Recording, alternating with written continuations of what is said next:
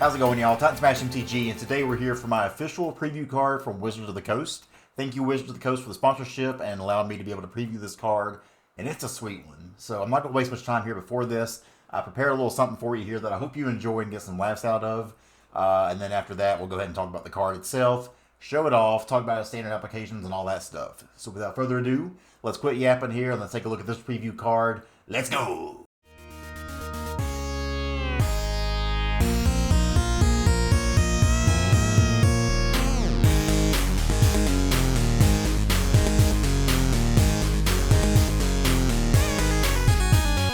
Venture to the dungeon and Titan Smash MTG. If you want to see my preview card, then come along with me, because my card's a human knight. It's got no ETB. When it's your turn, it's God's first strike. Ventures, yeah boy, in the dungeon. Venture to the dungeon. Mechanics based off D&D. Now, the rest of the card, let's read.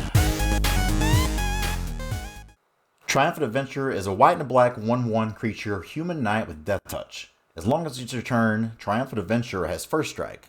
Whenever Triumphant Adventure attacks, venture into the dungeon, which is to enter the first room or advance to the next room. So I actually think Triumphant Adventure is going to be a pretty good card here for a few reasons. So first off, Death Touch and First Strike is a pretty good combination. I've played enough Questing Beast holding an Ember Cleave to know that. When you're attacking in with this thing, nobody wants to block a First Strike Death Toucher there. And it's just for one. It's like you're getting them for one anyway. Nobody's going to care to take one. But you're getting all this incremental value as you go on there. So this is a card that can defensively hold the battlefield down well because it has Death Touch. But when you're attacking with this thing, you also get to venture, get that incremental value as you go. And what was a 2-mana 1/1 Death Touch starts getting all these extra abilities added onto it, whether it's scrying or draining someone or putting counters on a creature. You really get to do things there. It's really, really nice. And that's if you're just the only, say this is the only venture card in your deck, it's still providing you really good value there from this mechanic. But there's also a possibility of maybe there's enough cards out there that can support a whole venture and dungeon type of deck. And then you're going to be doing all this kind of stuff really, really fast with this card. And again, First Strike and Death Touch, you're going to be getting through there. Nobody's going to want to block that. I think this is really nice, actually. Number 2 here, being an Orzhov, it actually kind of works out well, because when Orzhov, there's a lot of counter-based synergy type of things. We have cards like Humiliate from the last set, where we can look at the opponent's hand and then make them discard a card and put a 1/1 counter on a creature.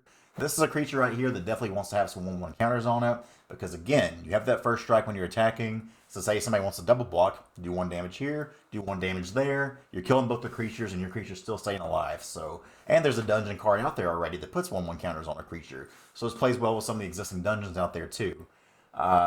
Basically with this card, I think there's a lot of potential here. Like on its face, it's already a decent enough card and it gets a little bit of incremental value, even if it's the only venture card in your deck.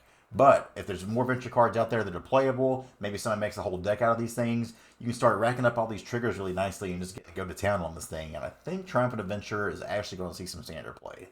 So once again, thank you Wizards of the Coast for the preview card. Thank you for the sponsorship on this, and thank you so much for the opportunity. For everybody watching this video, I hope you all enjoyed, and I hope you enjoy me going over these new cards here, because it's always fun to talk about them. Don't forget, we'll have our 10 new decks of MTG Standard here coming out. Once we get the full set review coming out, I usually try to get those done the day the set's revealed.